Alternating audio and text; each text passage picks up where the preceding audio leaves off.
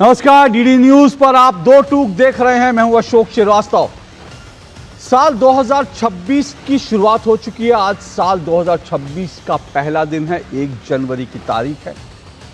DD news के और दो टूक के सभी दर्शकों को हमारी ढेर सारी शुभकामनाएं।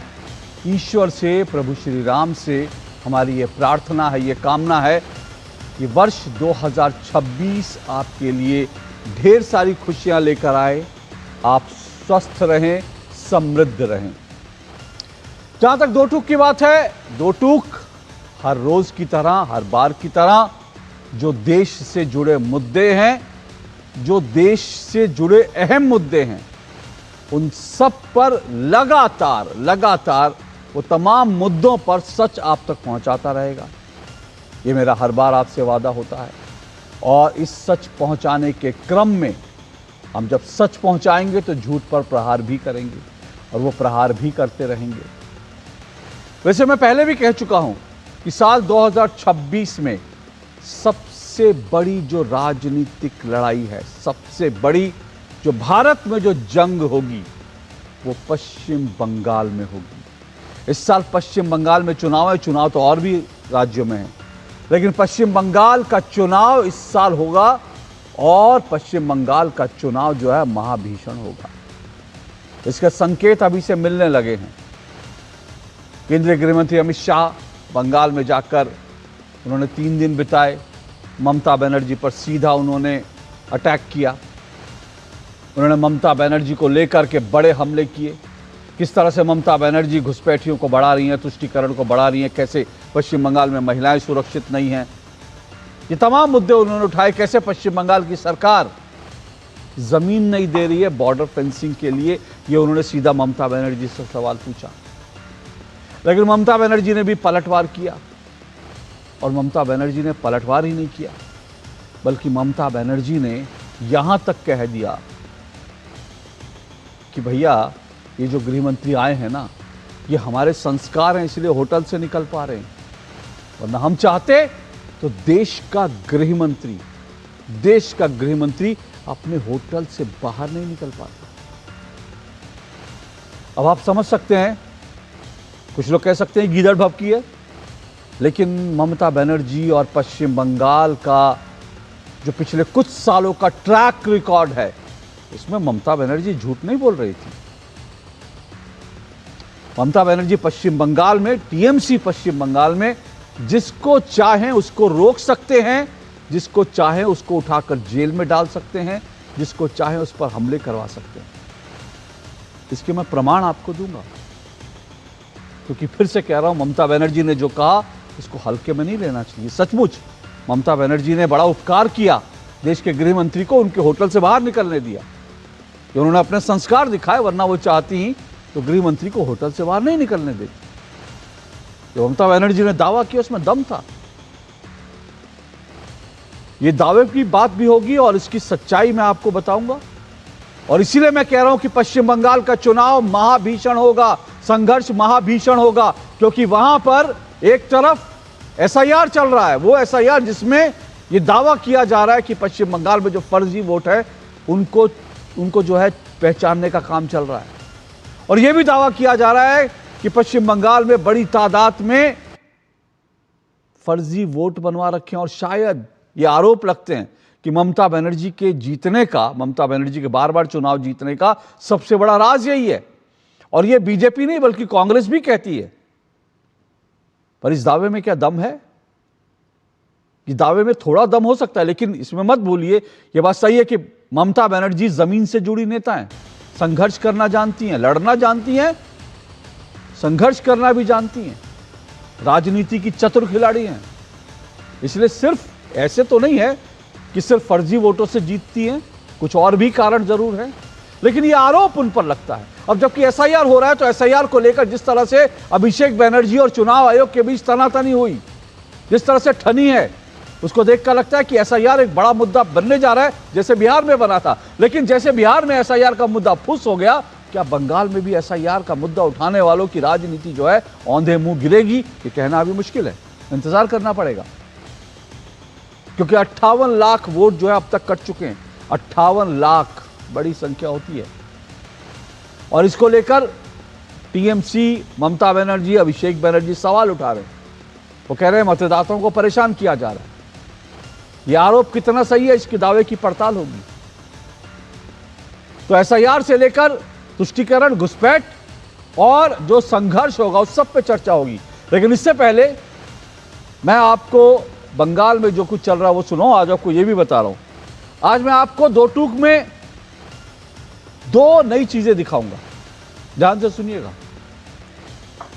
मेरे हाथ में एक कागज है, ये मैं आपको बाद में बताऊंगा इस कागज में क्या है, ये मैं आपको प्रोग्राम में बताऊंगा। टीएमसी की बात करूं उससे पहले ये भी बता दूं कि कांग्रेस देश में लगातार चुनाव क्यों हार रही है। बिहार में देखा ना क्या फजीहत हुई, 6 सीटें मिली कांग्रेस को, 6 सीटें। एक मारुति वैन में कांग्रेस के तमाम विधायक बैठ करके पूरे देश में घूम सकते हैं, किसी चीज की जरूरत नहीं उन्हें, 6 सिर्फ। कांग्रेस क्यों हार रही है, उसका जो राज है वो मुझे आज मिला। ये राज आपको दिखाऊंगा। कांग्रेस क्यों चुनाव देश में हारती है, इसका एक राज जो है वो खुल गया है और उसके दस्तावेज मेरे पास हैं। मैं अपने प्रोग्राम में आपको बताऊंगा कांग्रेस के हार के, बार बार हार के दस्तावेज आपको दिखाऊंगा कांग्रेस क्यों हार रही है। और साथ साथ आपको यह भी बताऊंगा कि ममता बनर्जी के शासन में शुभेंदु अधिकारी, बीजेपी के नेता हैं, विपक्ष के नेता हैं, वो कौन सा नया रिकॉर्ड बनाने जा रहे हैं। शुभेंदु अधिकारी वो एक नया रिकॉर्ड बनाने जा रहे हैं पश्चिम बंगाल में, और मुझे लगता है देश में ये सबसे अनोखा रिकॉर्ड है। इससे अनोखा रिकॉर्ड देश में किसी नेता के नाम नहीं होगा, जो रिकॉर्ड शुभेंदु अधिकारी ने बनाया है और बनाने जा रहे हैं। इस पर भी आपको बताऊंगा, इस पर भी जरूर चर्चा होगी। लेकिन उससे पहले बंगाल में जो तीखी जवानी जंग चल रही है वो सुनिए।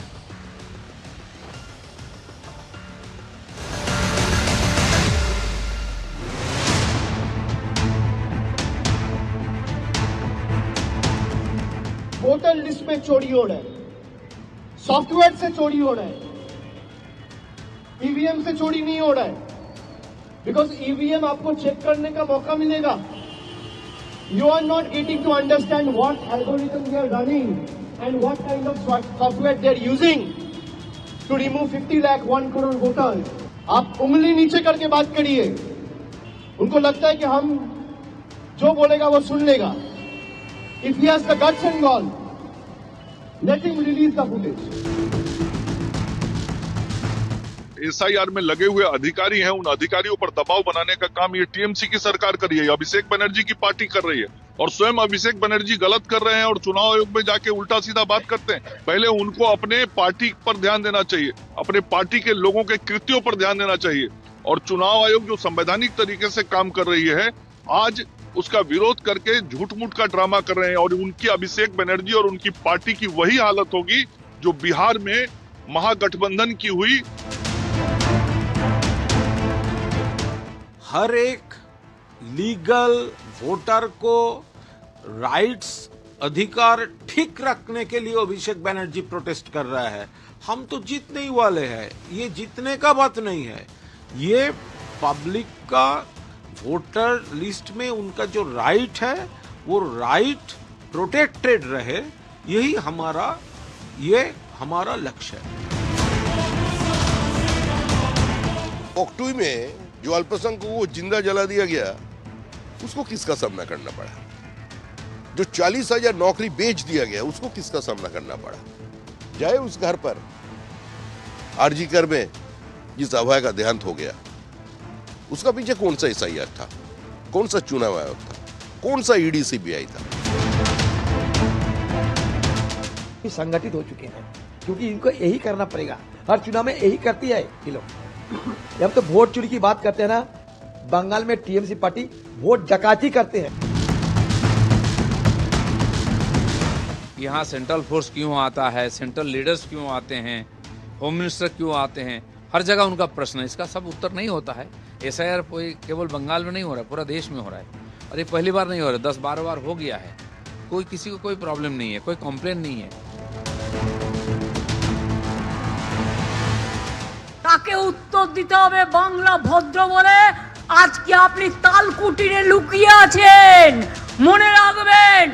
আমাদের যদি ইচ্ছে থাকতো আমরা যদি অসৌজন্যতা করতাম আপনাকে এক পা বেরোতে দিতাম না। तृणमूल कांग्रेस के 15 साल के शासन में भय, भ्रष्टाचार और कुशासन और विशेषकर घुसपैठ से बंगाल की जनता चिंतित भी है, भयभीत भी है और आशंकित भी है।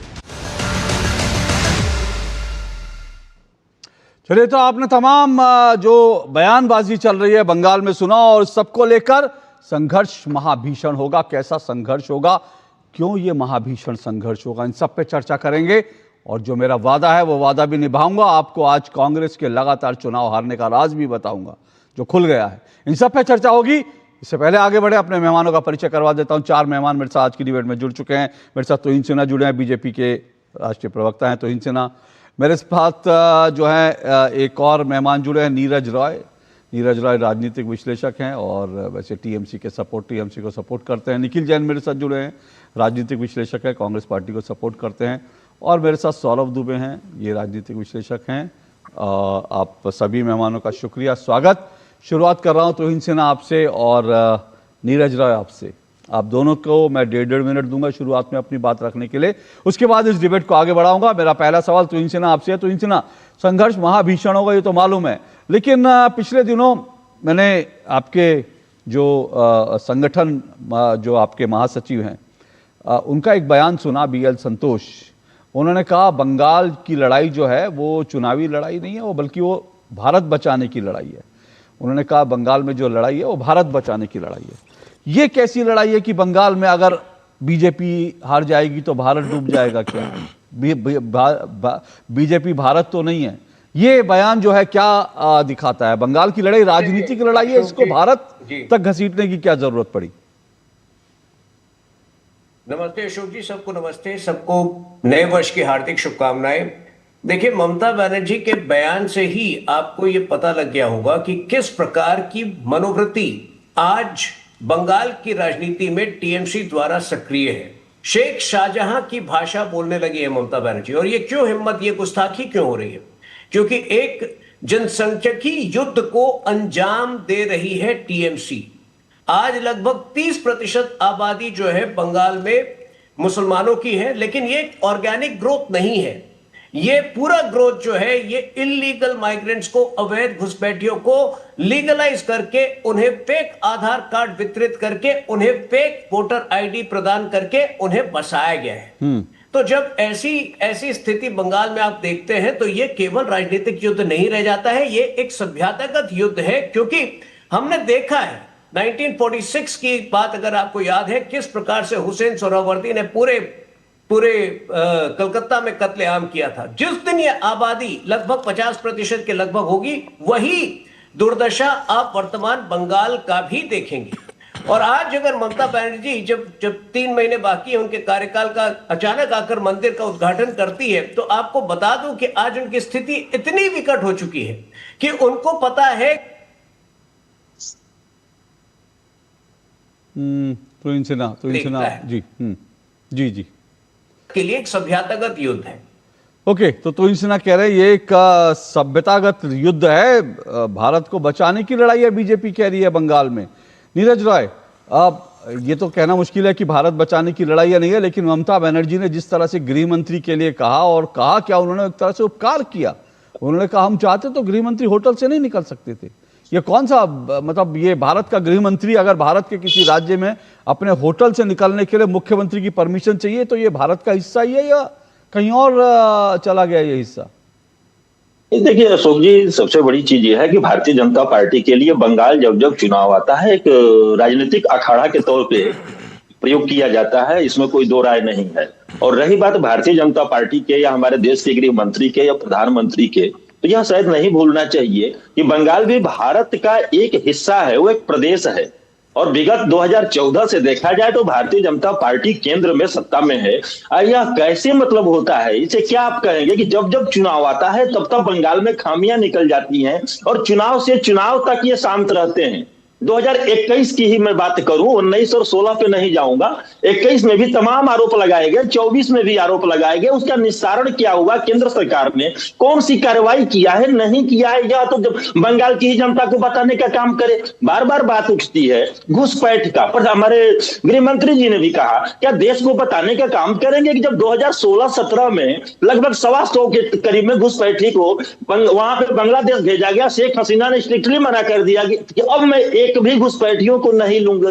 तो क्या वो बंगाल की सरकार की उसमें गलती है, किसी राज्य की सरकार की गलती है? या तो गलती भाई देश की सरकार है, और देश की सरकार को अपनी जिम्मेदारी सुनिश्चित करते हुए बंगाल पे अंकुश लगाने की जरूरत है। सिर्फ राजनीतिक दुकान खोलकर और पॉलिटिकल अखाड़ा के तौर पे बंगाल को यूज करना बंद करें। नहीं तो मैं तो चाहता हूं कि बंगाल ये जीते, लेकिन ये जीतना नहीं चाहेंगे। ममता बनर्जी को फिर उससे बेहतर परिणाम ले आने के लिए प्रेरित कर रहे हैं। ओके, चलिए आपके 1.5 मिनट पूरे तुहिन रिस्पॉन्ड करना चाहते हैं, पर तुहिन जो वो कह रहे हैं, नीरज राय कह रहे हैं कि आप लोगों ने प्रयोगशाला बना रखा है, चुनाव से चुनाव तक जब होता है तब आप इस तरह के मुद्दे उठाते हैं। मुद्दे तो हम हर रोज उठाते हैं। देखिए अशोक जी, जो बड़ी बात कहना चाह रहा हूं, दीपू चंद्र दास की निर्मम हत्या अभी बांग्लादेश में हुई थी, लेकिन उसकी एक झलक तो हमने बंगाल में मुर्शिदाबाद में अप्रैल में देखी थी।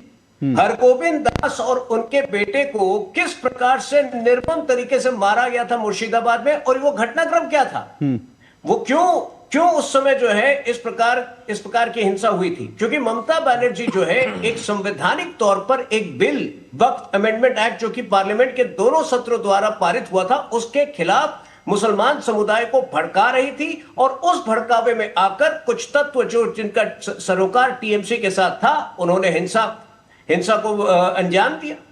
और उसके बाद हरगोविंद दास और उनके बेटे को इस प्रकार से निर्मम हत्या उनकी हुई। तो जो हत्या जो आज मुर्शिदाबाद में देखने को मिली है, अलग अलग क्षेत्रों में, नॉर्थ और साउथ 24 परगना के क्षेत्र में, मालदा के क्षेत्र में, ये सभी जगह जो है बहुत वल्नरेबल है। और आज अगर बीजेपी वहां पर सरकार में नहीं आती है, तो ममता बनर्जी से हौसला पाकर, प्रोत्साहन पाकर जो टीएमसी के कार्यकर्ता हैं, और विशेषकर जो इलीगल माइग्रेशन को संरक्षण देने का काम कर रहे हैं, इसी प्रकार की घटनाओं को अंजाम देते रहेंगे। ओके, बोलिए नीरज जी। देखिए वहां पर लॉ एंड ऑर्डर की तो रियल समस्या है, ये तो आपको मानना पड़ेगा। और एक घटना नहीं, उन्होंने एक घटना बताई, ऐसी कई घटनाएं हैं जिसको लेकर सवाल उठते हैं। तो ये इन सब चीजों पर जी बिल्कुल अशोक जी, आपकी बातों से मैं पूर्ण तरह से सहमत हूं, लेकिन तुहिन भाई से मेरी यही सवाल है कि भाई अगर ममता बनर्जी निरंकुश सरकार चला रही है 2011 से अब तक, आप जनता को बताइए कि आपने कहां पे कार्रवाई करी है। अर्जीकर मामला से उठा के तो दीपचंद की बात कर रहे हैं, 2016 से बात कर रही है। एक मिनट नीरज जी, एक सवाल लीजिए ना, एक मिनट। अरे नीरज जी सवाल लीजिए, आपने बड़ी इंटरेस्टिंग बात करी, आपने बड़ी इंटरेस्टिंग बात की। आपने कहा इनसे पूछिए क्या करें। आप क्या चाहते हैं कि केंद्र सरकार वहां धारा 356 लगा दे, ममता सरकार को बर्खास्त कर दे, आप ये चाहते हैं? भाई साहब, मैंने आपसे ये तो कहा नहीं, मैंने ये कहा कि जो हमारा देश संघीय ढांचे के अंतर्गत जो चलता है, केंद्र की ज्यादा पावर होता है राज्य की सरकार से, और अगर वहां पर ये लोग भारतीय जनता पार्टी, अरे रुकिए सर, नीरज जी एक मिनट रुकिए, ना नीरज जी एक मिनट रुकिए। संविधान आपने एक मिनट, मैं ऐसे रोकता नहीं हूं, लेकिन मुझे रोकना पड़ रहा है। क्योंकि इसलिए रोकना पड़ रहा है क्योंकि मुझे लगता है कि आजकल पूरा विपक्ष संविधान लेकर घूमता है, तो संविधान आपने पढ़ा भी होगा, ठीक है? ये तो सब जानते हैं। केंद्र सरकार ये तो सब जानते हैं, केंद्र सरकार एक मिनट, मेरा सवाल पूरा नहीं हुआ नीरज जी, मेरा सवाल पूरा नहीं हुआ। ये तो सभी जानते हो, भारत की सरकार होती है, और जो राज्य की सरकार होती है, पश्चिम बंगाल की सरकार होगी, कर्नाटक की सरकार होगी, तो जाहिर सी बात है भारत की सरकार। लेकिन लॉ एंड ऑर्डर किसके पास रहता है, और उसमें केंद्र सरकार क्या हस्तक्षेप कर सकती है? मुझे जरा संविधान का कोई पैराग्राफ पढ़कर बता दीजिए। बोलिए। अब आप आइए, आपने कहा कि धारा 356 लगा दे, आप यही चाहते हैं? बिल्कुल चाहता हूं। बंगाल की जनता से बढ़ के ममता बनर्जी की सरकार नहीं है, न ही टीएमसी पार्टी है, ओके, और न ही देश है, ठीक है? अगर इतनी खामियां, इतनी त्रुटियां हैं, ठीक है सर, तो कार्रवाई करने में आपत्ति क्या? पॉलिटिकल मुझे एक मिनट तुहिन जी आ रहा हूं, एक मिनट मुझे लगता है ये बड़ा स्टेटमेंट है, राजनीतिक स्टेटमेंट है। अगर बंगाल के अंदर, पश्चिम बंगाल के अंदर जो ममता बनर्जी के समर्थक हैं वो भी चाहते हैं कि वहां पर 356 लग जाए, ममता बनर्जी की सरकार को बर्खास्त कर दिया जाए, क्योंकि बंगाल की जनता जो है वो इंपॉर्टेंट है, तो मुझे लगता है तुहिन सिन्हा जी अगर ममता बनर्जी के समर्थक नीरज रॉय यहां अपील कर रहे हैं आपसे, बंगाल को बचाइए सर। नीरज रॉय जो ममता बनर्जी के समर्थक हैं, टीएमसी के समर्थक हैं, आज वो भी कह रहे हैं कि बंगाल की जनता त्रस्त हो चुकी है, बंगाल को बचाइए, ममता बनर्जी की सरकार को बर्खास्त कीजिए। नीरज राय जी, मैंने गलत तो नहीं कहा ना? अब आपने क्या कहा, हमने क्या कहा? आपने जो कहा मैंने वही दोहराया कि बंगाल की जनता। एक मिनट नीरज राय, एक मिनट मेरे दर्शकों, एक मिनट नीरज राय सुनिए, नीरज राय एक मिनट, ये मेरे प्रोग्राम का नाम 2 टूक है, यहां जनता को आए बाएं साए करके बरगलाना नहीं चलता। आप एक मिनट आपने कहा एक मिनट, नीरज राय सुनना पड़ेगा, नीरज राय सुनना पड़ेगा। या तो आप मेरे एक मिनट, या तो आप ये चाहते हैं कि बंगाल की जो है सरकार को बर्खास्त कर दिया जाए, सरकार, केंद्र सरकार यही कर सकती है वहां लॉ एंड ऑर्डर को रिस्टोर करने के लिए, या तो आप ये चाहते हैं या आपने संविधान नहीं पढ़ा, दोनों में से क्या चीज है मुझे बता दीजिए। मतलब आपके हिसाब से तो मैं अनपढ़ हूं, लेकिन मैंने तो कहा पढ़े लिखे, बता दूं आपको, मुझे बताइए दोनों में से कौन सी बात सही है। रुकिए। भारतीय जनता पार्टी बंगाल के अंदर विपक्ष में है, देश में विपक्ष में नहीं है। गौर से सुनिए और जनता को सुनने दीजिए, इस चीज को बीच में आप मत कूदिएगा। केंद्र की सरकार विपक्ष में नहीं है। केंद्र की सरकार अगर बार बार आरोप लगाती है ममता बनर्जी की सरकार सही तरीका से काम नहीं करती है, तो अपने पावर का सदुपयोग करें। बंगाल की जनता से ज्यादा जरूरी संविधान के ज्ञाता नीरज राय जी महाराज, एक मिनट, संविधान के ज्ञाता नीरज राय जी महाराज, मैं हाथ जोड़कर आपसे पूछ रहा हूं, मेरे दर्शकों का आईक्यू बढ़ाइए, मेरे दर्शकों का आईक्यू बढ़ाइए और बताइए केंद्र सरकार कैसे हस्तक्षेप कर सकती है, संविधान की कौन सी धारा के तहत हस्तक्षेप कर सकती है, मुझे ये बताइए महाराज। मैं भाजपा की तरफ से घोषित भाजपा की बात बंद कीजिए, और इसको बंद कीजिए, इनकी आवाज बंद कीजिए, मेरी आवाज बंद कीजिए, मेरी सुनिए नीरज राय, सुनिए, मेरी डिबेट में अरगलाना बरगलाना नहीं चलता। ये डबल 2 चेहरे लेके मत बैठिए कि इधर घूमे तो कह दे ममता बनर्जी को बर्खास्त कर दो और इधर घूमे तो कह दे कि बीजेपी गलत कर रही है। मेरी डिबेट में एक ही चेहरा रखिए, अपना नकाब उतार कर आइए, नहीं तो मैं नकाब उतार कर देश के सामने आपका नकाब रख दूंगा। मुझसे 2 टूक बात कीजिए, मुझे बताइए संविधान की कौन सी धारा है, और अगर नहीं पढ़ा है तो नीरज राय मेरी डिबेट में कह के जाइए कि अगली बार आपकी डिबेट में आने से पहले भारत का संविधान पढ़कर आऊंगा।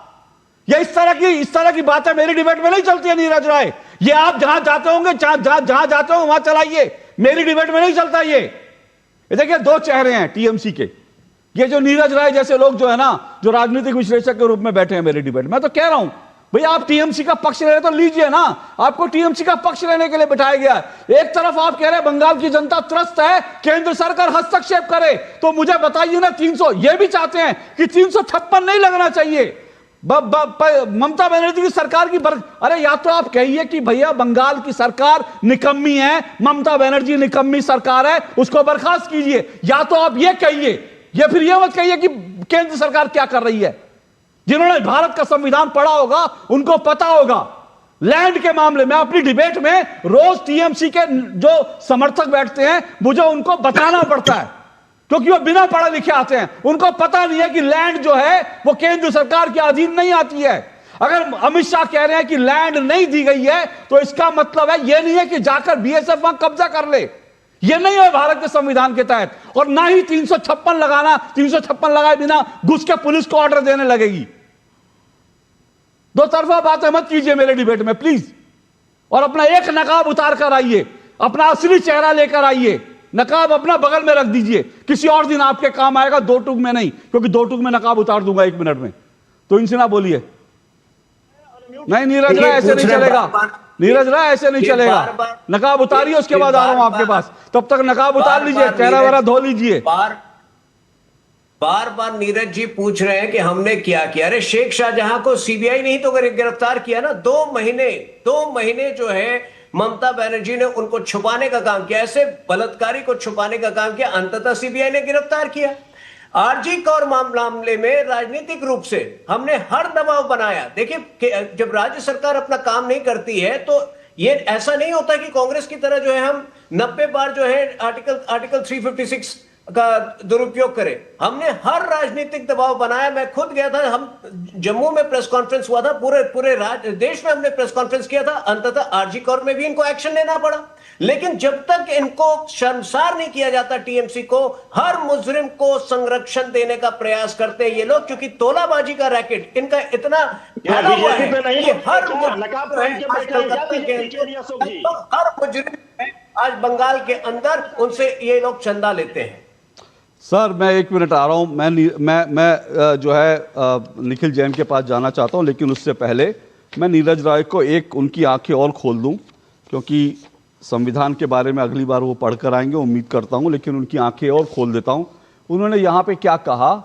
उन्होंने कहा कि भाई चुनाव से चुनाव तक रहते हैं, उसके अलावा क्या करते हैं और क्या करते हैं मैं बताता हूं। एक चीज बताता हूं, सिर्फ एक रिकॉर्ड मैंने शुरू में ही कहा था, मैं आपको बताऊंगा आज 2 टूक में कि बंगाल में विपक्ष के नेता ऐसा कौन सा रिकॉर्ड बनाने जा रहे हैं जो देश की राजनीति में आज तक किसी नेता ने नहीं बनाया। वो जानते हैं रिकॉर्ड क्या है? ये मेरे हाथ में है रिकॉर्ड, और वो रिकॉर्ड बताता हूं। नीरज जी सुनिएगा, क्या करती है बंगाल में, क्या हो रहा है, सुनिएगा। ये मेरे पास कोर्ट के ऑर्डर्स हैं, और जानते हैं ये कोर्ट के ऑर्डर्स क्यों हैं? बंगाल में विपक्ष के नेता, सुनिएगा, जो लोग कहते हैं ना इस देश में डेमोक्रेसी खतरे में है, उनको समझना चाहिए कि पश्चिम बंगाल में डेमोक्रेसी की स्थिति क्या है। जो लोग कहते हैं ना अभिव्यक्ति की आजादी खतरे में है, उनको समझना चाहिए ममता बनर्जी के राज में अभिव्यक्ति की आजादी क्या होती है। जो लोग कहते हैं ना विपक्ष का गला दबाया जा रहा है, उनको समझना चाहिए कि पश्चिम बंगाल में विपक्ष को किस तरह से पैरों तले कुचला जा रहा है। ये वो कोर्ट के ऑर्डर हैं, और जानते हैं कितने हैं? दरअसल बंगाल में विपक्ष के नेता शुवेंदु अधिकारी को अपनी रैली करने के लिए ममता बनर्जी की सरकार के खिलाफ बाकायदा राजनीतिक रैली करने के लिए कोर्ट से परमिशन की लिस्ट है। ये कोर्ट से परमिशन की लिस्ट है, क्योंकि पश्चिम बंगाल की सरकार ने, ममता बनर्जी की सरकार ने शुवेंदु अधिकारी को रैली करने की परमिशन नहीं दी। और आप जानते हैं कितनी बार कोर्ट गए हैं वो? ये कुल मिलाकर जो है ये उनका आंकड़ा 104, वो शतक बना चुके हैं। 104 बार शुवेंदु अधिकारी को राजनीतिक रैली करने के लिए, सभा करने के लिए कोर्ट जाना पड़ा, कोलकाता हाई कोर्ट, और ये 104 बार जा चुके हैं। और बहुत जल्दी, क्योंकि इस साल चुनाव है, शायद शुवेंदु अधिकारी जो शतक बना चुके हैं वो शायद डबल सेंचुरी लगा लें।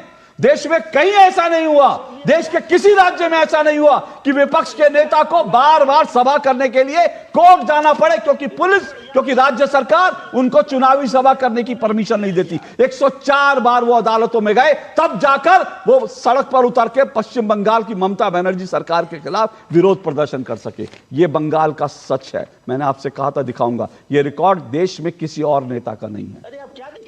मैं आ रहा हूं, रुकिए। निखिल जैन, अभी हम सुन रहे थे सर, आप ही के नेता हैं, वो ये कह रहे थे कि बंगाल में वोट चोरी नहीं होता, बंगाल में वोट डकैती होता है, वोट की डकैती होती है। अधीर रंजन कह रहे हैं, चौधरी कह रहे हैं बंगाल में डकैती होती है वोटों की। सहमत हैं आप इस बात से? अशोक जी, क्या मुझे 1.5 मिनट मिलेगा अपनी बात पूरी? 1.5 मिनट नहीं, आपको 2 मिनट दूंगा। मेरे सवाल पे रहे, उसके बाद अपनी बात भी रखिएगा। बोलिए। मैं इसी सवाल से स्टार्ट करूंगा। देखिए, अगर अशोक जी लोकसभा में लीडर रहे हैं कांग्रेस के अधीर रंजन चौधरी, अगर इतना बड़ा नेता विपक्ष का एक इतना गंभीर आरोप लगाता है कि वोट की डकैती कर रही है एक पार्टी, और साथ साथ गृह मंत्री जो उनसे भी बड़े नेता हैं कहते हैं ममता बनर्जी वोट की चोरी कर रही है, मेरा सवाल बतौर नागरिक सिर्फ इतना है कि गृह मंत्री उसके बाद क्या कर रहे हैं? 2016 में संसद के पटल पर सरकार के मंत्री ने कहा था कि इस देश में 2 करोड़ से ऊपर गैर कानूनी अप्रवासी हैं, इलीगल इमिग्रेंट्स हैं, जिनको चुनाव के दौरान भाजपा घुसपैठिया कहने लगती है। अब 2 करोड़ से ऊपर घुसपैठिए हैं, तो उन घुसपैठियों को आइडेंटिफाई करके उनका राशन पानी, वोट का अधिकार, ये सब वो सब बंद क्यों नहीं करा जाता? हर बार ये क्यों होता है कि चुनाव के दौरान आके कहते हैं कि बहुतों के फेक आधार कार्ड बन गए, जबकि आधार की अथॉरिटी भारत सरकार के अधीन ही है, बीजेपी के अधीन ही है। कहते हैं इतनी सारी इलीगल माइग्रेशन हो रही है, इन्फिल्ट्रेशन हो रही है, बांग्लादेशी रोहिंग्या आ जा रहे हैं बॉर्डर पार से। असम के साथ भी बॉर्डर है, असम में 10 साल से भाजपा की सरकार है, बंगाल पे बॉर्डर है, लेकिन बॉर्डर पे जो फोर्स तैनात होती है वो होम मिनिस्ट्री के अधीन आती है। उसके बाद भी इतने सारे इलीगल इमिग्रेंट आ कैसे जाते हैं? बीपू दास की हत्या का तुहीन भाई ने जिक्र करा, बहुत निर्मम हत्या थी, खंडन करा जाना चाहिए। हम सबने करा, भाजपा कांग्रेस के सारे मित्रों ने करा, आपने भी करा, सबने बात करी हमने। लेकिन प्रधानमंत्री नरेंद्र मोदी ने एक बारी भी सीधे तौर से नहीं बोला कि जो दीपू दास के साथ हुआ वो गलत हुआ, नहीं होना चाहिए था। विपक्ष के सारे नेताओं ने बोल दिया, प्रधानमंत्री ने नहीं बोला। चलिए दीपू दास को एक बारी को अगर मैं छोड़ भी दूं कि हमारे देश के नागरिक नहीं थे, बांग्लादेश के नागरिक थे, 15 ऐसे लोग हैं 2025 में जिनकी इसी तरीके से मॉब लिंचिंग से हत्या 2025 में भारत में हुई। भारत के नागरिक, उसमें से 13 लोगों की या आई थिंक 12 लोगों की हत्या मॉब लिंचिंग बीजेपी शासित प्रदेशों में हुई। प्रधानमंत्री और बीजेपी ने एक बारी चू भी नहीं करी। अभी एंजल चकमा की किस तरीके से हत्या करी गई, एक भारतीय नागरिक की, उसे चीनी बता के कुछ भारतीयों ने, और एक नेपाली ने हत्या कर दी उत्तराखंड में। बीजेपी क्या कर रही है भगवान जाने। अंकिता भंडारी के केस पे आवाज उठ रही है कि किस तरीके से एक महिला को फोर्स करा गया कि आप बीजेपी के एक नेता के साथ यौन संबंध करिए। जब महिला ने इनकार कर दिया, आरोपी है, महिला ने इनकार कर दिया, तो बीजेपी के एक नेता के बेटे ने महिला का बलात्कार करा, महिला को मार दिया। तो इतने सारे ऐसे केस हैं। इन्होंने एक आरजी कार केस की बात करी, उसके साथ साथ अब हम कुलदीप सेंगर का केस देख रहे हैं। आज की ही स्टेटमेंट है पीड़िता के वकील की, महबूब टाचा की, कि किस तरीके से सीबीआई ने सुप्रीम कोर्ट के आगे एक वीक केस रखा है। सुप्रीम कोर्ट ने तो कह दिया कि पब्लिक प्रेशर में हमने, ठीक है, दिल्ली हाईकोर्ट का हम ऑर्डर स्टे करते हैं, लेकिन सीबीआई ने केस वीक रख दिया। और किस तरीके से कुलदीप सेंगर को बीजेपी और बीजेपी से समर्थक लोगों ने सपोर्ट करा था। सुनिए, आपने 1.5 मिनट का, मैंने 2 मिनट आपको पूरे दिए। धन्यवाद। जो बीजेपी के खिलाफ बोलना था बोलिए, वो आपका अधिकार है। और जो आपने सवाल उठाए वो वैलिड सवाल है। घुसपैठियों को लेकर बीजेपी अब तक क्या कर रही है, ये बिल्कुल वैलिड सवाल है। गृह मंत्री क्या कर रहे हैं, अगर उनको लगता है वहां इतने हैं, तो ये आपका वैलिड सवाल है। तो इनसे ना उसका जवाब देंगे। मेरा आपसे सीधा सवाल है, क्या बंगाल में ममता बनर्जी वोटों की डकैती करके चुनाव जीतती हैं, जो अधीर रंजन चौधरी ने कहा? क्या ये कांग्रेस का स्टैंड है? देखिए अशोक जी, ये उनका आरोप है, और मैं सीधा सीधा एक ऑनेस्टली एक बात बोलना चाहता हूं। मुझे नहीं पता कि ममता बनर्जी क्या कोई भी किसी तरीके का गलत काम करती है या नहीं करती। मैं ये नहीं कह रहा वो करती है, मैं नहीं कह रहा वो नहीं करती। मैं दिल्ली में रहता हूं, मुझे बंगाल के बारे में जानकारी नहीं है, मैंने बंगाल में कभी काम नहीं करा। मैं आपके दर्शकों के साथ और आपके साथ ऑनेस्ट रहना चाहता हूं। मैं यहाँ पे बैठ के बोलता हूँ, मैं अगर निखिल जैन से ये पूछता, मैं अब दर्शक देखिए, मैंने कहा मैं 2 टूक में, मैं निखिल जी तो खैर मेरे मित्र हैं, लेकिन मैंने अभी जो नीरज राय को बोला वो मैं सबको बोलता हूँ, नकाब अपना उतार के आया करिए मेरे 2 टूक में। मैं अगर अभी कहता ना उत्तर प्रदेश में, तो यहाँ पर उत्तर प्रदेश कितना दूर है आपको पता है। मैं अगर अभी कहता कि केरल में जो है एक लोकल बॉडी में बीजेपी ने सरकार, वहाँ पे मेयर बन गया है, तो अभी निखिल जैन केरल का मुझे बता देते कि वहाँ बीजेपी ने जो है ये कर दिया, वो कर दिया, ऐसे कर दिया, उनके पास पक्की जानकारी होती। लेकिन उनको बंगाल की जानकारी नहीं है। उनको अधीर रंजन चौधरी जो कह रहे हैं उसके बारे में जानकारी नहीं है। बीजेपी शासित राज्यों में क्या क्या गड़बड़ियां हो रही हैं, वो निखिल जैन को एक एक गड़बड़ी टिप्स पर है, उसके सबूत भी होंगे निखिल जैन के पास। लेकिन बंगाल में जो अधीर रंजन चौधरी कह रहे हैं, उसका उनके पास ना कोई सबूत है, ना कोई प्रमाण है। आरोप है भाई, आरोप है, क्या पता। लेकिन अब मैं आपको ये बताता हूं, उसके बाद मैं आ रहा हूं। अभी मैं नीरज राय आपके पास आऊंगा और सौरभ जी आपके पास आऊंगा। मैंने शुरू में ही कहा, देखिए बात जो है निखिल जैन की नहीं है, मैं आपको कांग्रेस की बात बता रहा हूं। मैंने आपको शुरू में कहा, कांग्रेस देश में चुनाव क्यों हारती है ना, उसका आज जो है प्रमाण मैं लेकर आया हूं। उसका एक बहुत बड़ा खुलासा मैं करने वाला हूं। देश की जनता को ये मालूम होना चाहिए। मैं बार बार कहता हूं ना, कांग्रेस 95 चुनाव हार चुकी है, राहुल गांधी के नेतृत्व में 95 से ज्यादा हार चुकी है। कोई कारण तो होगा। वो बात सही नहीं है। मैं सुनिए तो सर, मैं तो खुलासा कर रहा हूं अभी। पहले मैं बस ये वाली बात पे मुझे 20 सेकंड चाहिए होगा। बहुत बड़ा एनालिसिस करा है अशोक जी, मैं आपको भी भेजूंगा। वो एक्सेल फाइल है, टी तक कॉलम है, 80 रोज है। बस उस पे 99 चुनाव वाली बात पे मैं एक रिप्लाई करना चाहूंगा। हाँ बोलिए बोलिए, जल्दी बोलिए।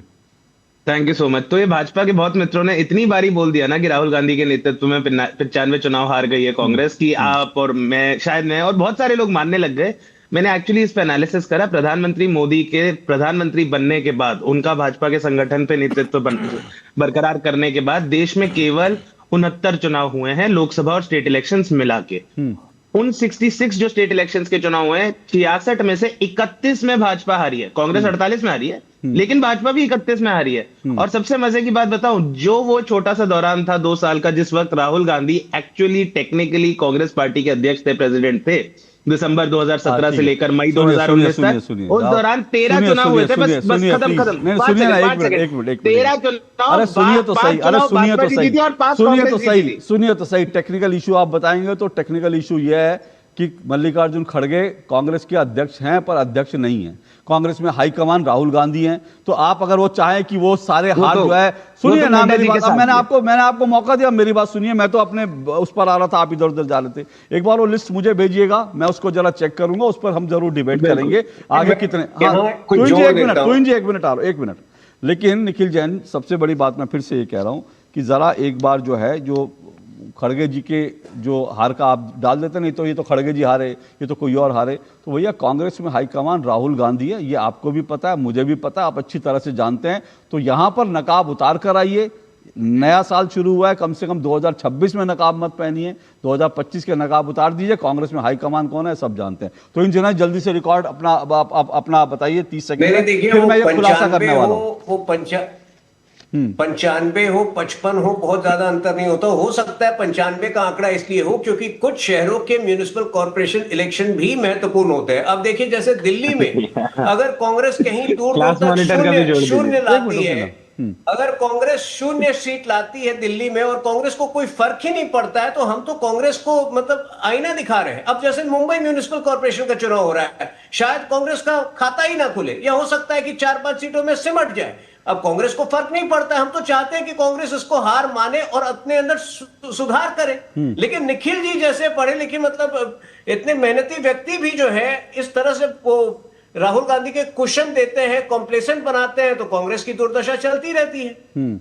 देखिए ऐसा है, मैं फिर से कह रहा हूं, अब बिल्कुल भी आपने सही बात कही। अगर बीएमसी का चुनाव है, वो विधानसभा चुनाव नहीं है, वो लोकसभा चुनाव नहीं है, लेकिन जो चुनाव होगा बहुत महत्वपूर्ण होगा। उसमें अगर कांग्रेस हारेगी तो मुझे लगता है ये कांग्रेस हाईकमान के खाते में जुड़ना ही चाहिए। नहीं खोलेगी। आप ना जोड़ें वो आपकी इच्छा है, आप अगर टेक्निकल टर्म्स में रहें। लेकिन मैं फिर से बता रहा हूं, इससे पहले मैं आगे बढ़ूं, मैंने कहा था, वादा किया था, मैं बताऊंगा कांग्रेस क्यों हारती है।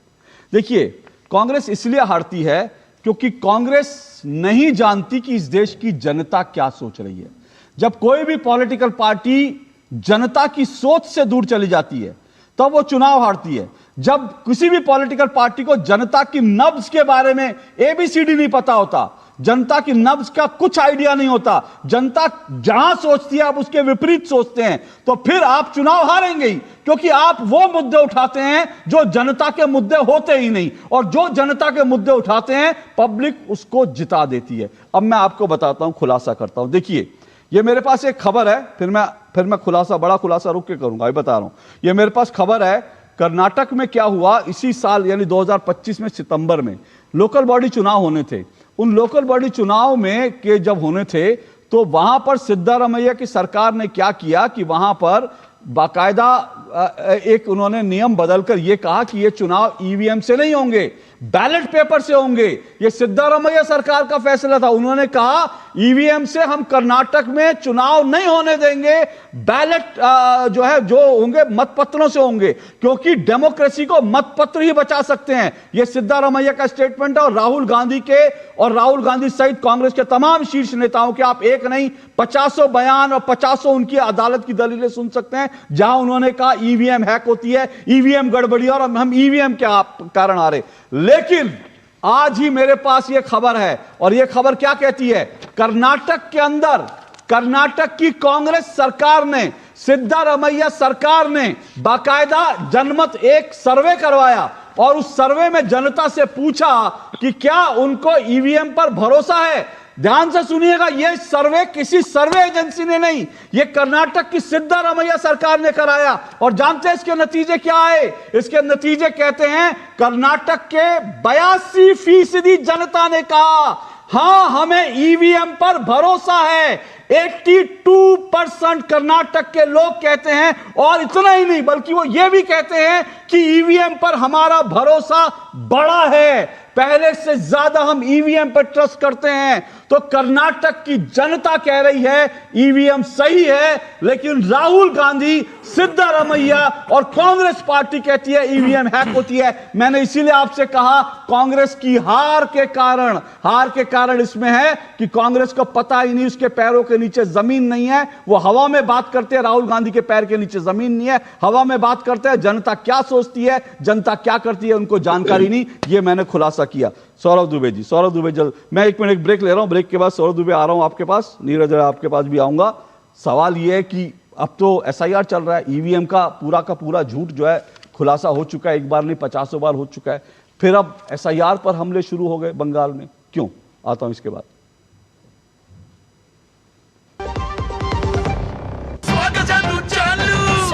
स्वाद से करेंगे नया साल का स्वागत, गोल्डी मसाले की ओर से हैप्पी न्यू ईयर। विभाग अनेक, कंप्लेंट बॉक्स 1। किसी भी सरकारी दफ्तर, विभाग या बैंक से जुड़ी शिकायत के लिए pgportal.gov.in पर जाएं, रजिस्टर करें, संबंधित विभाग चुनें, शिकायत दर्ज करें और ट्रैकिंग आईडी नोट करें। एसएमएस या ईमेल पर एक्नॉलेजमेंट पाएं और शिकायत का जवाब सीधे मंत्रालय से प्राप्त करें। अब तक 1 करोड़ 12 लाख से अधिक भारतीयों ने भरोसा जताया। सीपी ग्राम्स, आपकी हर शिकायत का हल। अभी शिकायत दर्ज करें pgportal.gov.in। इस देश की हर माँ, बच्चे, बूढ़े, जवान, खिलाड़ी, डॉक्टर, इंजीनियर, सबको गाय भैंस की दूध की शक्ति पर भरोसा है। पर जब इन पशुओं को कपिला पशु आहार मिलेगा, तभी तो दूध सिर्फ ज्यादा ही नहीं, शक्ति से भरपूर भी होगा। कपिला पशु आहार, देश का नंबर 1 पशु आहार। जब धरती चीर कर निकलता है लोहे का पत्थर और मिलता है मोंगिया के जोश से, फिर तपता है, पिघलता है और बनता है फौलाद। अब होता है सरिया सारी खूबियों के साथ। मोंगिया स्टील, मजबूत देश का मजबूत सरिया। पापा, फीस ज्यादा है। बेटा, याद है बोनस के कुछ पैसे हमने दूसरे खाते में रखे थे? 2 साल से खाते में कोई लेन देन नहीं हुआ है, शायद इनऑपरेटिव हो गया होगा। तो अब बैंक जाके या वीडियो केवाईसी से केवाईसी अपडेट कराओ, खाता होगा एक्टिव, एकदम फ्री। चलो। कहाँ? एडमिशन कराने, खाता हुआ एक्टिव। आरबीआई कहता है जानकार बनिए, सतर्क रहिए।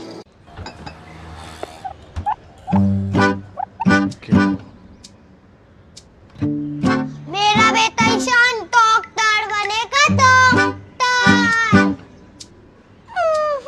मेरा ईशान तो साइंटिस्ट बनेगा। अब ये ईशान क्या बनेगा? ईशान कुछ भी बने, उसके साथ हमेशा है LIC की अमृत बाल चिल्ड्रन पॉलिसी। बड़े सपनों का रखे ख्याल। चलिए, 2 टूक आप देख रहे हैं। 2 टूक में हम पश्चिम बंगाल में इस साल चुनाव होने हैं। साल के पहले दिन, साल 2026 के पहले दिन हम बंगाल के चुनाव पर चर्चा कर रहे हैं। संघर्ष महाभीषण होगा बंगाल में, कई कारण है, वो सब आपको बताए। मेरे साथ 4 मेहमान जुड़े हुए हैं। तुहिन सिन्हा जुड़े हुए हैं मेरे साथ बीजेपी से, नीरज रॉय जुड़े हुए हैं, राजनीतिक विश्लेषक हैं, और जो हैं टीएमसी के सपोर्टर हैं, निखिल जैन जुड़े हुए हैं, राजनीतिक विश्लेषक, कांग्रेस के सपोर्टर हैं, सौरभ दुबे। सवाल ये कि जो है ईवीएम पे तो सब कुछ चित हो गई, सारे के सारा। अब जो है एसआईआर पर जो है लगातार अब बंगाल में माहौल बनाने की कोशिश चल रही है। अभिषेक बनर्जी जो है 10 सांसदों के साथ मिले, जाकर उन्होंने चुनाव आयुक्त के साथ गहमा गहमी हुई। बिहार के अंदर एसआईआर जो है वो औंधे मुंह गिरा, लेकिन ममता बनर्जी और टीएमसी को एसआईआर पर ही भरोसा है कि एसआईआर से लड़कर जीता जा सकता है क्या? क्यों? देखिए अशोक जी, 2 टूक के दर्शकों को नव वर्ष 2026 की हार्दिक शुभकामनाएं। और चूंकि ममता बनर्जी जी का आप जिक्र कर रहे हैं, बंगाल की बात कर रहे हैं, तो मैं एक घटना बताता हूं पिछले चुनाव की। क्योंकि ममता बनर्जी ने जो कहा है देश के गृह मंत्री के लिए, उसको बहुत गंभीरता से लेना चाहिए। देखिए, पिछला चुनाव था बिहार का, मैं कैबिनेट मिनिस्टर के साथ वहाँ पर ड्यूटी लगी थी, हम गए, एयरपोर्ट पर उतरे, और चूंकि आचार संहिता लगी होती है तो प्रोटोकॉल जो है वो सामान्यतः नहीं होता, लेकिन सिक्योरिटी वगैरह होती है। और जैसे ही हम एयरपोर्ट से बाहर निकले कलकत्ता में प्रवेश करने के लिए, अचानक से सोचिए आप, भारत सरकार के कैबिनेट मिनिस्टर उनके पीछे की गाड़ी पर हमला होता है और पीछे जो है सीआरपीएफ की गाड़ी थी, उसके पीछे वाली गाड़ी में मैं था। उस पर हमला होता है और मैं स्वयं खुद, मेरा जो सर है वो गाड़ी के शीशे में जाकर के वो लग जाता है। वहाँ से हम चूँकि वहाँ से ऑफिस में जाते हैं, भारतीय जनता पार्टी के ऑफिस में जाकर के वहाँ पर सीआरपीएफ वाले जो है वो मेरा सर्वर साफ करते हैं और उसके बाद हम सीधा निकलते हैं जो है चुनाव आयोग के लिए। चुनाव आयोग जाने के पहले ही लगातार जो है पश्चिम बंगाल के अंदर वो कुछ लोग आ जाते हैं विरोध करने के लिए। मतलब आप समझ लीजिए कि एक एक व्यक्ति, जब मैं भारत सरकार के कैबिनेट मंत्री की बात बता रहा हूं उनके साथ, तो समझिए गंभीरता को कि अगर वो एक एक व्यक्ति के ऊपर निगाह रखती हैं और इस बात को कह रही हैं कि वो चाहती कि गृह मंत्री यहाँ पर जो है वो अपनी बात नहीं रख सकते या यहाँ पर नहीं आ सकते, तो इस बात में दम है उनके, वो यह काम कर सकती हैं। और बंगाल की धरती पर इस प्रकार से लोकतंत्र की हत्या करना, बंगाल की धरती पर इस प्रकार से धमकी देना, देखिए चुनाव आएंगे, चुनाव चले जाएंगे, भारतीय जनता पार्टी जीतेगी, ममता बनर्जी जीतेंगी, वो एक अलग विषय है। लेकिन जो लोकतंत्र हमने बनाया है, जो लोकतंत्र पे करोड़ों लोगों की आस्था है, जिसको मान करके लोग जाते हैं चुनाव में वोट करते हैं, उसी वोट से ममता दीदी जीत करके आती हैं, उसी वोट से भारतीय जनता पार्टी जीत के आती है, उसी वोट से कांग्रेस जीत करके आती है। क्या अगर वो हम इस शब्द को कहें कि मैं चाहूं तो गृह मंत्री को प्रवेश न करने दूं, गृह मंत्री को ये काम न करने दूं, तो लोग क्या सोचेंगे? तो क्या हमने देश की जो सरकारें बनती है, जब गृह मंत्री के अंदर हम जिसको सबसे ताकतवर मानते हैं उसको एक प्रदेश की मुख्यमंत्री कह रही है कि हम घुसने नहीं देंगे, तो ये क्या लोकतंत्र के लिए अच्छा संकेत है या लोकतंत्र को एक तरीके से धमकाया जा रहा है? संविधान की बात जो कहने वाले लोग हैं वो संविधान की किस प्रकार से अवहेलना कर रहे हैं वो तो नोटिस करना चाहिए। मुझे लगता है कि इस बात को अगर आज जो है, आज तो अभी चुनाव नहीं हो रहे, नहीं तो इसको भी चुनाव आयोग को बीजेपी वालों को ले जाकर के या अन्य पार्टी जैसे अधीर रंजन चौधरी खुद परेशान है, खुद इन बातों को आकर के रख रहे हैं कि किस प्रकार से वोटों की जो है वहां पर लूट हो रही है। मैं अलग विषय पे आना चाहता हूं। देखिए एक एसआईआर जो है, एक चुनाव आयोग के द्वारा जो है तमाम जो वोटर की लिस्ट है उसको सुधारने का कार्यक्रम चलाया गया है और ये लगातार पिछले कई वर्षों से देश की आज़ादी के बाद से चलता आ रहा है, इसमें कोई समस्या नहीं है।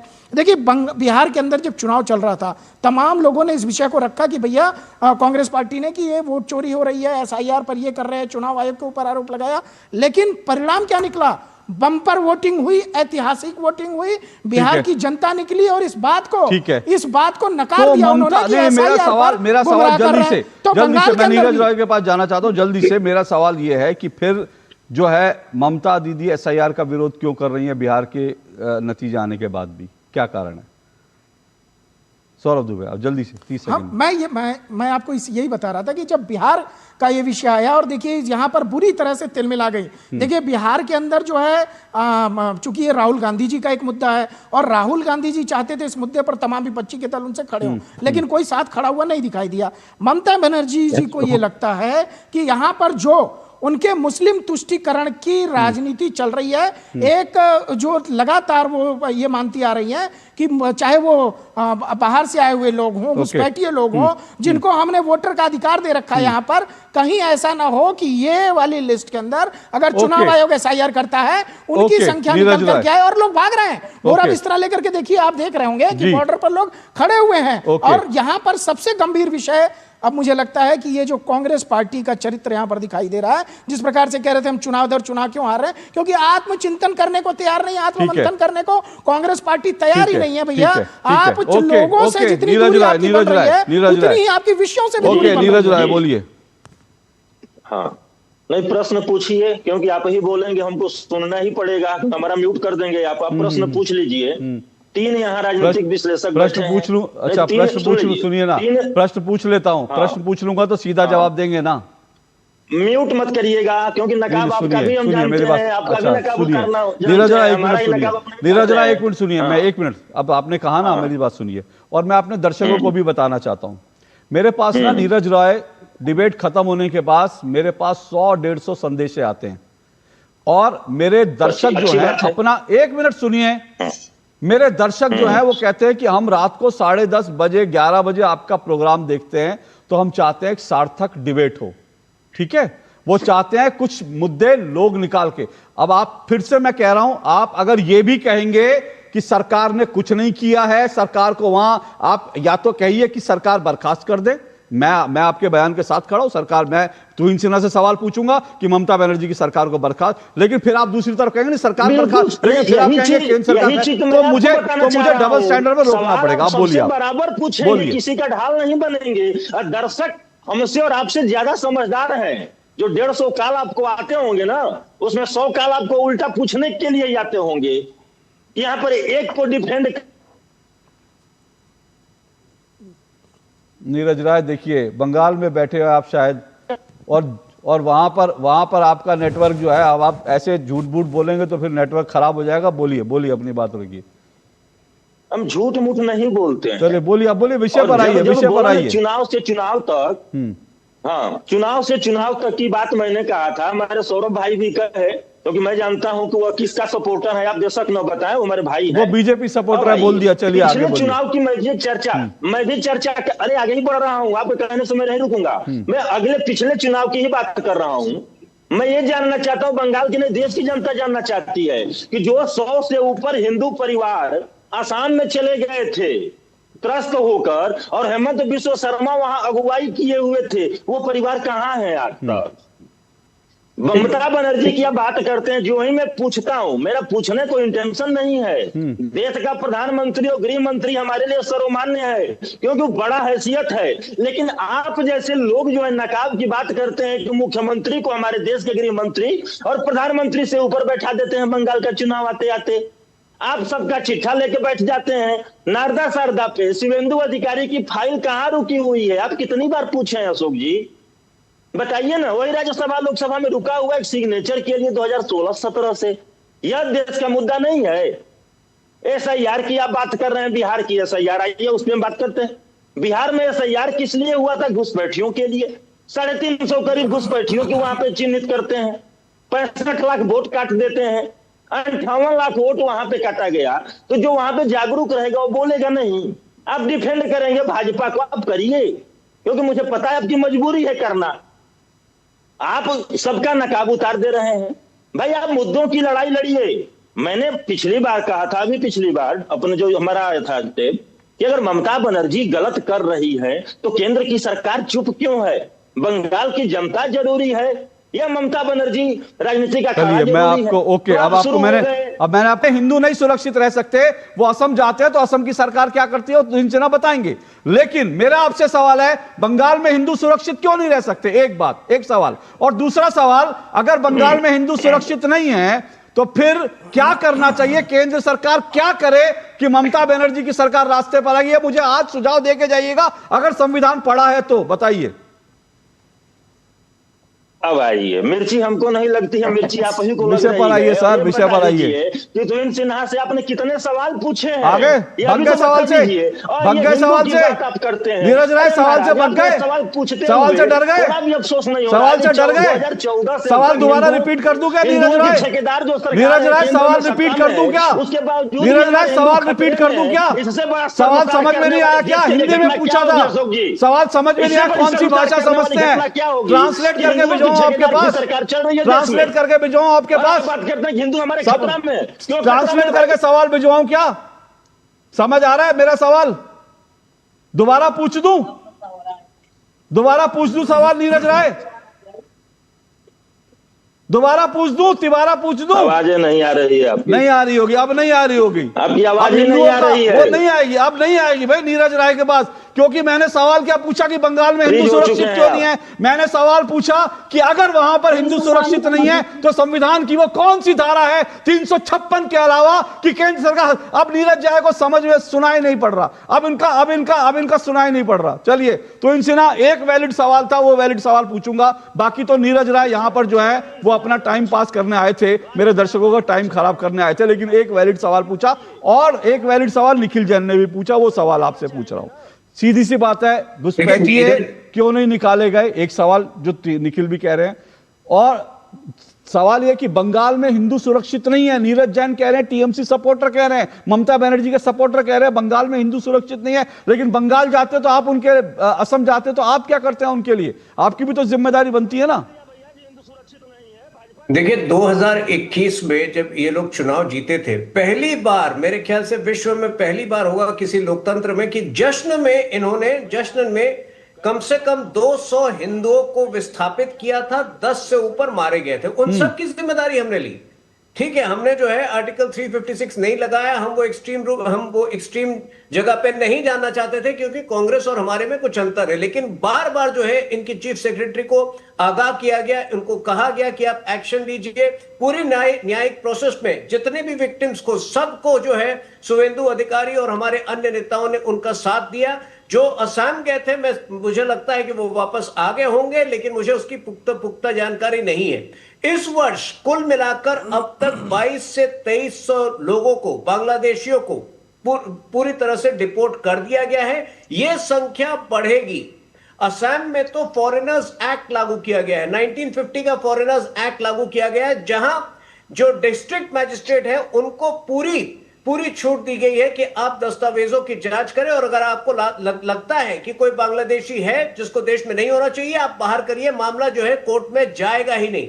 हर रोज जो है वहां पर हिमांता बिस्वा शर्मा जी द्वारा खुद ट्वीट होता है कि आज जो है ड्रोन्स के जरिए एक हिस्सा जो है बॉर्डर का उस पर जांच की जा रही है, नजर रखी जा रही है, बाहर किया जाता है। ओके। लेकिन हाँ, बंगाल में एक बार फिर मैं आपको पूरी जिम्मेदारी के साथ रिपीट करूंगा कि कुछ 569 किलोमीटर है जिसमें फेंसिंग अभी बाकी है, जिसमें 113 किलोमीटर ऐसे हैं जिसमें ओके 113 जिसके लिए जमीन नहीं दी गई है, वो बात गृह मंत्री उठा चुके हैं। निखिल जैन बोलिए निखिल जैन। आई थिंक अभी तुहिन जी ने कहा कि 22 या 23 घुसपैठियों को डिपोर्ट करा गया। समुंदर में से बाल्टी निकाल के खुश तो बड़े होंगे। 2200 का सुनाई नहीं पड़ता है। 2200 का। ओके ठीक है उनको सुनाई, कोई बात नहीं, रिपीट ठीक कर देते हैं। तुहिन भाई तबीयत खराब है, ठीक है माफी। समुंदर में से 4 बाल्टियां निकाल के आप बड़े खुश हो गए। 2 करोड़ घुसपैठियों में से आप कह रहे हैं 2200, 0.01% की आप बात कर रहे हैं। 1,99,97,800 अभी भी बाकी हैं। आप क्या बोल रहे हैं? 2 करोड़ घुसपैठियों में से 2200 को निकाल के आप खुश हो रहे हैं। ऐसे बेतुके आप आंकड़े दे ही क्यों रहे हैं जो आप सरकार से रिपीट कीजिए। 2001 के पहले कितने आए थे वो भी इनको बता दीजिए।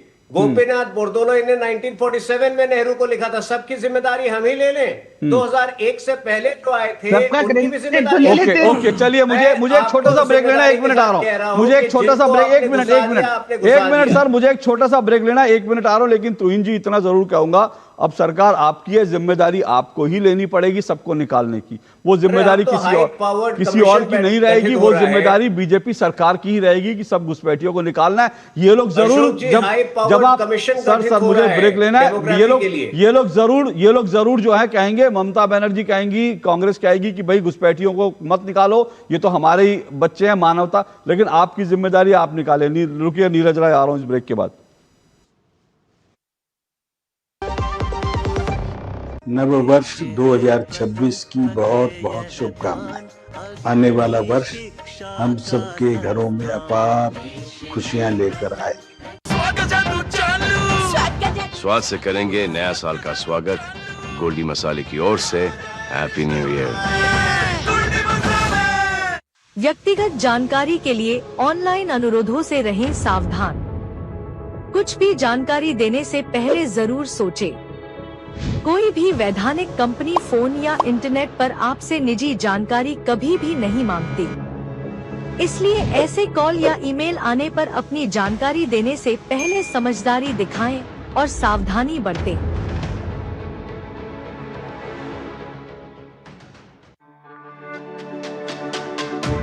मेरी पसंद, मेरी पसंद, मेरी पसंद, मेरी पसंद, हमारी पसंद, हम सबकी पसंद। मजबूत देश का मजबूत सरिया होंगे स्टील। इच्छाओं की कोई उम्र नहीं होती, आज हो या कल आंखों में हरदम चमकती। कल भी रहे आज के ठाट, ना हो टेंशन रिटायरमेंट के बाद। हाँ करनी है तैयारी, एनपीएस जरूरी है। कुछ पल नहीं दिशा दिखाएं। मंजिल नहीं फिर दूर जब जब कुछ पल साथ बिताएं। तुम्हारे साथ बिताए हुए पल मेरे साथ रहेंगे जिंदगी भर। LIC से मिले बीमे की रकम ने ही मेरे नए काम की शुरुआत को मुमकिन बनाया। कुछ पल का साथ बन जाता है जिंदगी भर का साथ। LIC हर पल आपके साथ। चलिए दो टुक आप देख रहे हैं, जल्दी से नीरज राय 30 सेकंड आपके आखिरी, बोलिए। अच्छा नीरज राय नहीं है, चलिए ओके सौरभ दुबे। देखिए अशोक जी, कुल मिलाकर के मुझे लगता है कि बंगाल की जमीन को लोकतंत्र की हत्या से बचाना है, बंगाल की जमीन को संविधान की हत्या से बचाना है। और कहीं ना कहीं ये जो बंगाल है, जो एक राज्य है, भारत का राज्य है, जहां पर कहा जाता है कि भैया आप बंकिम चंद्र चटर्जी का वंदे मातरम नहीं गा सकते, आप रविन्द्रनाथ टैगोर का राष्ट्रगान नहीं गा सकते। इन सब चीजों से बचाने के लिए सारे लोगों को, सारे बंगाल के वासियों को एक सुर में आना होगा। और जो लोकतंत्र में हत्याएं हो रही हैं, जो कोई भी पार्टी का व्यक्ति हो, वहां पर उसको रोकने की कोशिश करने का एक ही माध्यम है चुनाव, और चुनाव में आकर के अपना वोट दीजिए ताकि कोई मुख्यमंत्री केंद्र सरकार के गृह मंत्री को धमकी ना दे सके। नीरज राय जल्दी से 30 सेकंड वो केंद्र सरकार को धमकी ना दे सके। 30 सेकंड नीरज राय आखिरी। जी बिल्कुल बिल्कुल, मैं इसमें सौरभ भाई की बातों से इत्तेफाक रखता हूं कि कहीं भी किसी भी देश के किसी भी हिस्से को राजनीतिक अखाड़ा न बनाया जाए। अगर बंगाल में लोकतंत्र के पूरी तरह से पूर्ति नहीं होती है, उसका अनुपालन नहीं किया जाता है, तो ऐसी बात नहीं है अशोक जी कि उसका नियंत्रण नहीं किया जा सकता है। लेकिन जब भाजपा और TMC की बात आती है तो उसे सिर्फ एक राजनीतिक माहौल तैयार किया जाता है। और मैं अब कह रहा हूं कि भाजपा वहां पे सरकार बनाए, लेकिन लिख लीजिए कि भाजपा सरकार वहां पे सपने में भी नहीं बनाएगी, क्योंकि जो ही बनाएगी लगभग 2 दर्जन प्रदेशों में सरकार चल रही है। ये मेरा काम नहीं है, ये तो मैं बंगाल की जनता पे छोड़ता हूँ। ये मेरा, नीरज राय जी हो गया, समय नहीं है, ये काम मेरा नहीं है, ये सौरभ दुबे का नहीं है, ये नीरज राय का नहीं है, ये किसी का काम नहीं है, बंगाल की जनता का काम है, जिसको चुनती है, जिसको बनाती है। और उसके लिए हम फिलहाल इंतजार करेंगे बंगाल की जनता के फैसले का। लेकिन आज दो टुक में इतना ही, इजाजत दीजिए, नमस्कार।